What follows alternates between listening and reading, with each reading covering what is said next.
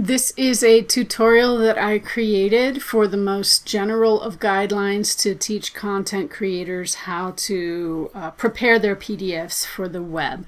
So I'll take you through a few of the screenshots that I had created.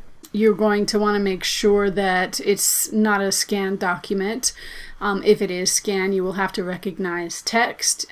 Depending on the version of PDF that you're running, you may or may not be able to search for the tool recognize text. But we are working with files that we can go back and forth and fix. So the properties panel is Control D. That's where you're going to do all your checks. Check that it has title metadata, that's usability, SEO, also a little bit of accessibility. Down here in your advanced pane, it says yes by tagged PDF, and that's what you want it to be at the end of this process. And fast web view, yes. And that happens when you do a save as fast web preview, the last step of all of the steps it takes to do this. I'm going to breeze past the initial view.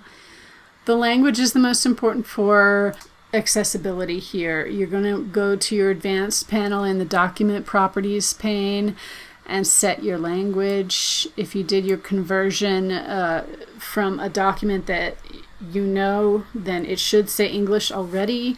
But if you're receiving a PDF from a source that you don't know and you go and check this and the drop down is blank, then you'll want to set it to English or whatever language the document is in.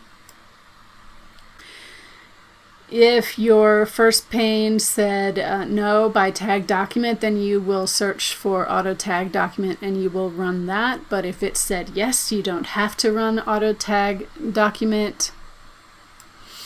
And the last step is a file save as.